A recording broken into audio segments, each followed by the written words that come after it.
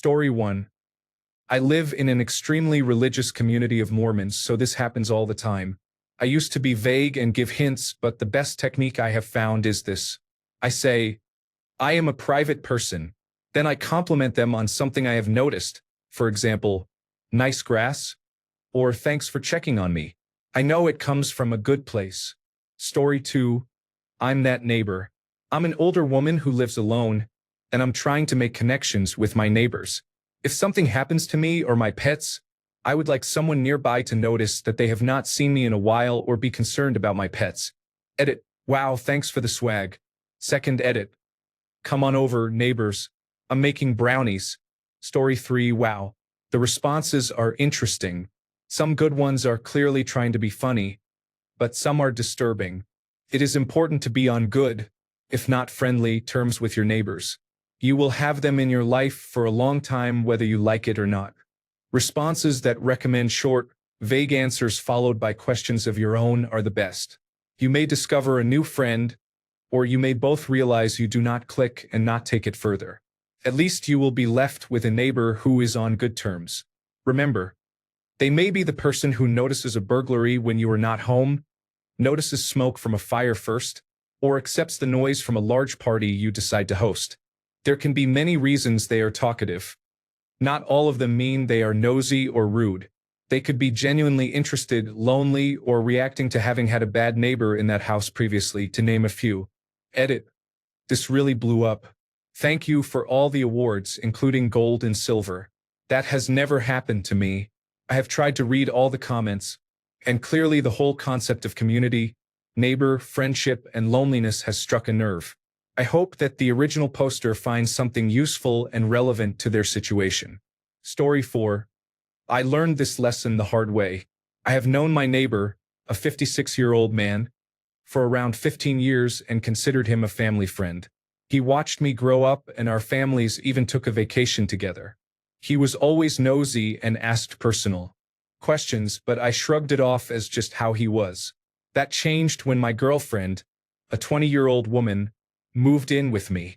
He slowly became more friendly with her, asking where she worked and about her family, and he began changing his behavior around her. A few days after he invited us over for a beer, my girlfriend came to me in tears. She was frightened.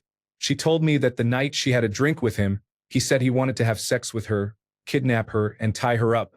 He had thought about breaking into our home and sexually assaulting her. He had also broken into her car and left her love notes. My once friendly neighbor had become dangerous. I confronted him and he admitted it, then told me I was no good and did not deserve her, saying this in his backyard while his wife and daughter were home. A month later, when my girlfriend came home early, he was hiding in the bushes and asked if she was afraid of him. She ran inside and we called the police. For the next 2 months, he sat on the property line next to ours in a small folding chair and watched our house. The best way to deal with an overly nosy neighbor is to cut the conversation short and walk away. Story 5. If you are not open to chatting, keep things polite and brief. It is good to maintain a positive relationship with your neighbors. If they ask personal questions, say that it is a bit personal and you would rather not discuss it. The most important thing is to be polite. Do not be rude or act standoffish when it is not necessary. Use common sense and avoid behaving like an overly critical internet commenter. Story 6. I have a neighbor who tracks when I leave and return home and who talks to my boss about my work schedule and when I am supposed to be at home. She even asked my boss whether I had coronavirus disease 2019 when she noticed I had not left the house for a couple of days. The list goes on. I fucking hate nosy neighbors. Is your life really that miserable that you have to worry about strangers? I told her off, and we are currently looking to move. Some people are just bad neighbors. Story 7. I had an old neighbor like this once. It was back when I lived in a small, conservative town in the United States Midwest. I was newly married and newly out on my own with my wife.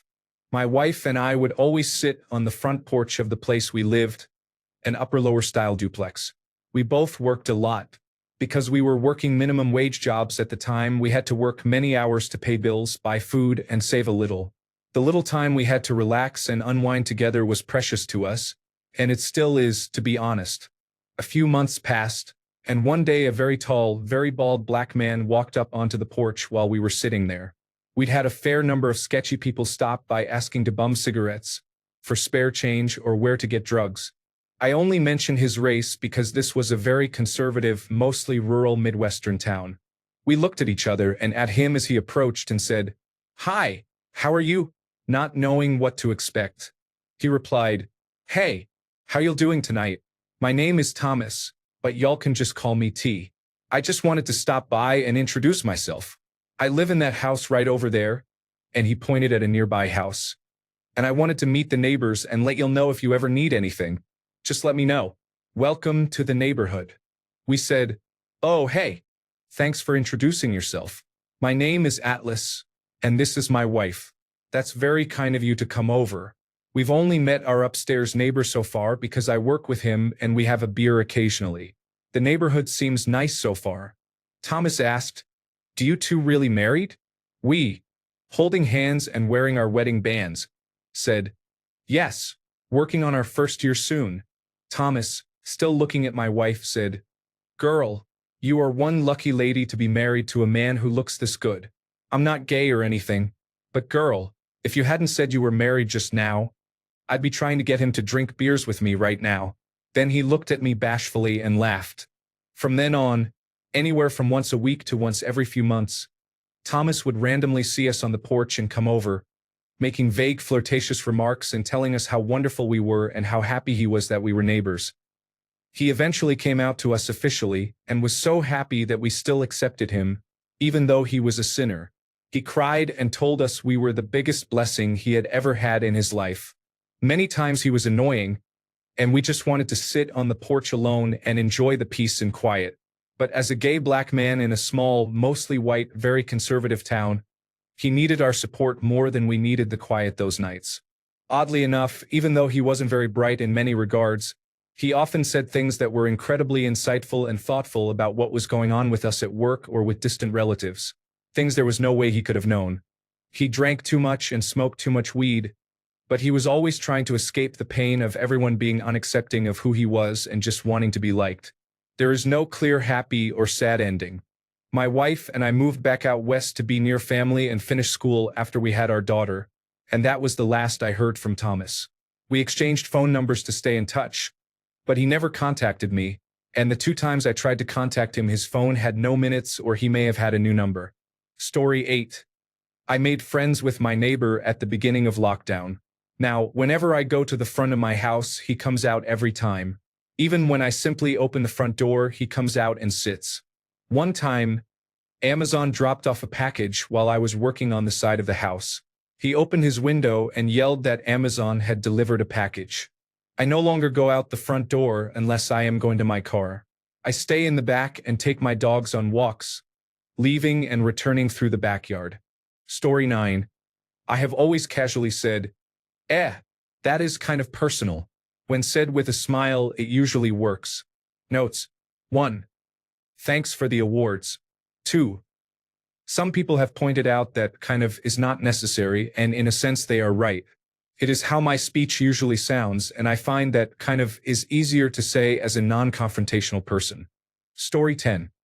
My partner and I just moved into a house and got cornered by a neighbor for 30 minutes. My Midwestern sense of guilt needs to clarify a few things. We were on our way to run errands when a neighbor started talking and did not stop for 30 minutes. I am not exaggerating. Half an hour of nonstop talking at us. Not with us. We tried every polite way to leave. Plenty of well, s and damn. That's crazy s and even a few, well, we should really get going. I even steered the conversation into the middle of the street, hoping a passing car would separate us. None of it worked. We only finally got away because it got dark. I have decided that the next time this happens, I will tell her politely but firmly that I need to use the bathroom and then walk away. Edit. The replies to this are hilarious. I tried every one of these things. I have no explanation for why it took so long to end the conversation. Story 11. First, I must say many of the answers here made my day. There are some funny people. Anyway, I am generally a magnet for odd people, so I have plenty of experience with this. The simplest way to deal with a nosy person is to turn many of the questions back at them. For example, thanks for asking, but I need to know where you bought that fern. It looks so neat. Or, my job is boring. Tell me what you do for a living. Most busybodies are looking for information to share. They are so bored they have to know everyone else's business. Either return the question to them or practice giving vague answers that reveal nothing. For example, we have been married a while. Time flies. If you cannot or do not want to talk to them, wear visible headphones even if you are not actually listening to anything. Do not remove them when they speak to you. Either lift one headphone briefly each time they speak or leave them on and speak loudly when responding. Occasionally pretend you did not hear them. If they push it, say you are taking classes to learn a foreign language for work and that your supervisor set a deadline for you to learn it. Pick an obscure language. If that does not work for particularly persistent nosy people, feed them strange information that will sound odd when they repeat it to others. The best remedy is to talk briefly, then excuse yourself and step away. But sometimes it can be fun to mess with the annoying ones. Story 12. Be as polite as possible. Seriously, it is better than having a bad one with whom you are constantly at odds. Story 13. I have poor social awareness and no filter, so I might tell people that my chronic illnesses caused severe constipation, requiring laxatives for 6 months to restart my bowels and affecting my sex life. I accept that I am responsible for having very few friends. Story 14. I do not mind overly friendly neighbors. Giving a short, vague answer to questions you are not comfortable with is probably best. My current problem with a new neighbor is that they are not respectful of others' space or property. There are more than 7 adults and 5 minors living in the house. Cars are parked in front of my home. Recreational vehicles and an old scrap car are in their driveway, which is a city violation. They let their children run across my driveway, play with my doorbell, and throw rotten fruit into my backyard. One of the adult men leaves his trash in front of my driveway and frequently yells at night. He power washes his cars and recreational vehicles close to my driveway all day. Several neighbors I have spoken to have had only negative things to say about them, but no one does anything. I try to ignore people like this because they rent the house and I do not know how long they will stay. But my patience is running thin. Story 15. They are not being intrusive. They are just trying to spark a conversation. Stop what you are doing and give them 5 minutes of undivided attention. You do not have to reveal much. Just get to know each other. Then wrap it up by saying, "All right, good to see you. I have to get back to this." Story 16. I bought 86 acres in the middle of nowhere. My closest neighbor is 1.5 miles away. So far, it seems to be working. I just need to get the house built. Laughing out loud. Story 17. Gray Rock. Keep your answers short, simple, and vague. Examples. What did you do this weekend? Not much. The conversation will eventually fizzle out. They will get the hint. No yapping. Story 18. I moved because she was watching us with binoculars. I have anxiety and cannot do anything when someone watches me. I love woodworking and working on cars, but I could not do either with her sitting on her porch watching me. My yard was not big enough to build a garage, so I had to work outside. She would stop you outside and talk for 30 minutes. On the plus side, we made a large amount of money from the house sale and moved to a house with 2 garages and only one neighbor, about 200 yards away. Story 19. First thought. Always leave the house wearing headphones, even if you are not actually listening to music. Every time you encounter that neighbor, give them a friendly wave and continue walking. Story 20. I had that happen only once in my first apartment. An older woman next door always asked personal questions because I was so young. When she asked overly personal questions, I would smile and jokingly say that she would have to buy me dinner and a drink if she wanted to know me that well. Story 21. Some responses do not recognize that some people do not respect personal boundaries and cannot pick up on subtle hints such as one-word answers. I handle these people by humoring them briefly and using tactics already mentioned, for example giving short, uninterested answers. If they do not catch the hints I am giving, I pretend to have something else to do and go inside. This question invokes the phrase "good fences make good neighbors."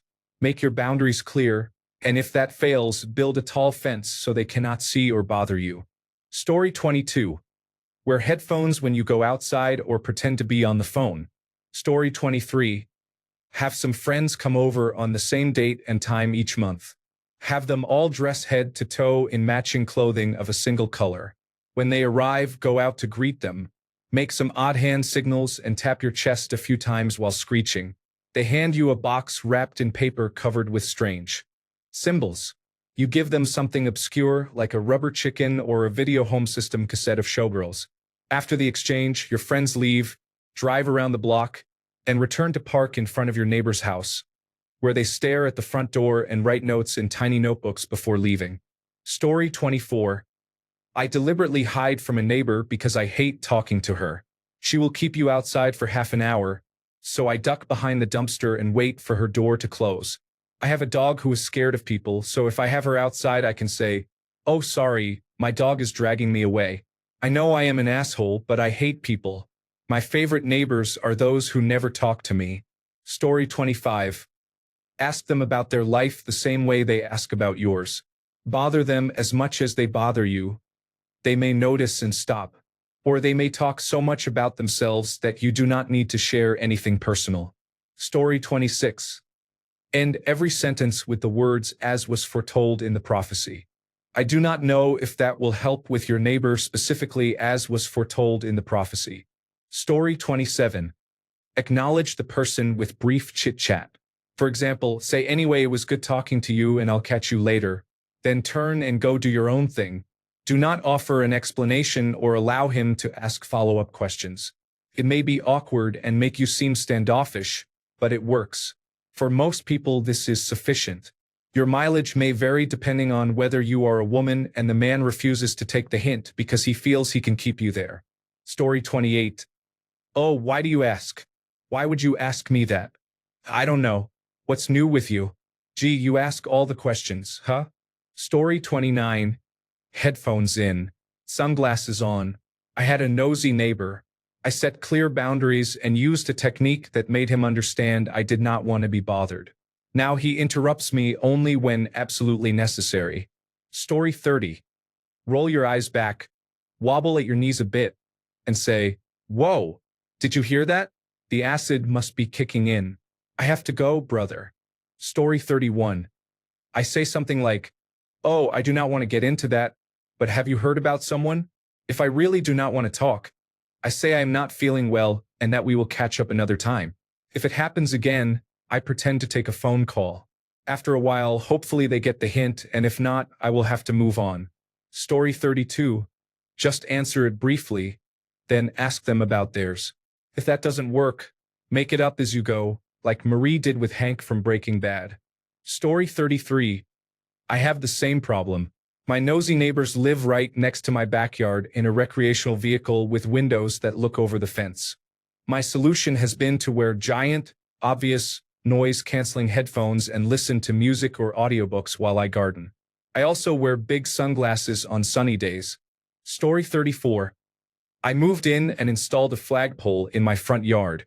A nosy neighbor came over and said, "You are going to hoist Old Glory up there, right?" "Nice." I said, "No. I like to fly flags of the countries I have visited. I collect a flag from each one as a reminder of my trips, and I also fly a few sports team flags and others. Everyone flies the United States flag and, while I like it, I find it boring." She said, "Well, I am sure you will have a Trump flag up until November at least." I replied, "No, that would be the very last flag I would ever fly, I assure you." She had no response and has not returned. They are, however, installing their own flagpole now. Story 35. I live in an apartment complex, and I wish my neighbors only asked questions. My apartment is right next to the parking lot where the smokers hang out because you can't smoke inside. If I leave the bedroom window open, they hear everything. This leads to lots of awkward comments. I almost always take it in stride. I smile and say, "What the fuck, dude?" He usually elicits a chuckle and life moves on. I'm not trying to be friends with these people, but I still have to live with them. Even if I'm privately fuming, I keep the peace. That's part of being an adult in society. You could tell everyone to fuck off and mind their own business, and you definitely can, but it will not get you very far, especially since no one is a perfect angel and you will step on some toes yourself. It's best to stay in your neighbor's good graces so that when you are accidentally the asshole, they cut you some slack. I need to remember to shut that window, though. A little while ago, I was playfully messing around with my partner, making her a little miserable to let her know I love her deeply. I got a little carried away and she yelled, "Get your finger out of my butt." She was loud, the window was open, and the next thing we heard was a small chorus of laughter. We both nearly died of embarrassment. Good times. Story 36. You must undress and assert your dominance. Story 37. I thank my lucky stars. For questions that are too personal, I say, "That's a long story I'd rather not get into," or, "That's a bit personal. Thanks for caring." Having friendly relations with your neighbors is a godsend. When I lived in an apartment block, we shared a floor with 6 other doors. My ex and I became friends with almost everyone on the floor. Over the years, we swapped hand-me-downs, and if one of us ran out of cash or food, the others chipped in to help. We protected each other and intervened in a drunken domestic violence situation. It was loud and dramatic, but it felt like home. We knew they always had our backs and we had theirs. A good neighbor culture makes even the worst living conditions worth it. Story 38. Put your finger to your mouth and say shoo. Then point to any scar on your body and say this is where they inserted the chip. Story 39. I adopted a dog that absolutely hates my overly friendly, creepy neighbor. Problem solved. Story 40. We built a fence. It works really well. We love our neighbors, but the backyard is a place of peace and the front yard is for talking. Story 41. We have an extraordinarily interactive neighbor. He will walk his dog up our driveway if we're on the front porch, come over to chat when we have company, is always outside, and is generally in everyone's business. He also noticed one of our elderly neighbors had not been out for a while and found him on the kitchen floor alive after a stroke. He let the neighbor across the street borrow a ladder to break into her house when she was locked out. He discovered that an unfriendly neighbor was not actually unfriendly but blind and could not see when we waved at him. We all yell, "Hi, Robert," and he waves back. He puts on waders and rakes the algae from our communal pond. When we first moved in, he mowed our yard the first week and let us borrow his lawnmower until we bought our own. I feel safer knowing someone is out there, keeping watch, nosy and kind, a pain and a helper, a neighbor in the truest sense of the word. Story 42. For that reason, I don't really talk to my neighbors. I usually just greet them. Story 43. Try dealing with a neighbor who has dementia or Alzheimer's. She asks the same questions every single time. I feel sorry for her, but it gets tiring, especially for someone who likes to keep to himself. I end up lying and making things up because she will forget anyway. Story 44. Anytime my friend wanted our overly talkative boss to leave her alone, she would simply say that she needed to use the restroom. The look on his face was priceless. Story 45. If you are a bit sick and he asks about it, say that you have mold on your balls. He will never talk to you again. Story 46. Lie. I tell every neighbor a different story. Let us find out who the gossips are. Story 47. Put on a podcast while you do yard work. I am an extrovert and probably one of those overly friendly neighbors who always tries to start a conversation when we are both outside. Sometimes I like to focus on the task and listen to a podcast. If you do that, still wave and smile when you make eye contact. There is nothing wrong with some solo yard work, but do not be rude about it. Story 48. I do not have one like that right now, but when I did, I spoke with her, told her about my life and my family, and asked about her son's business, her grandchildren and great-grandchildren, and whether she needed me to carry anything for her. I am not sure how I would have reacted to a younger person, but when you are a 30-year-old man and it is a tiny 90-year-old great-grandmother, the natural response is to take the time to show respect and humor her. Story 49. I live in a trailer park in Central Texas and all of my neighbors are Mexican immigrants. I speak enough Spanish to hold a childlike conversation with them when we hang out or chat. Vice versa, they speak enough English to get by. Personal questions do not really come up unless they are about food. We mostly talk about our jobs and stories from work, and I listen to them talk about their desire to provide for their families. Then we drink beer and smoke cigarettes. I love my neighbors. They are the best. When we mow, we always mow our side of the lawn up to the back of each house instead of stopping at the property line because that would leave an awkward line of uneven grass. They do the same for the neighbor on the other side. I love my trailer park community. Thanks a bunch for sticking around till the end of the video. Remember to subscribe, and until next time, stay awesome and goodbye.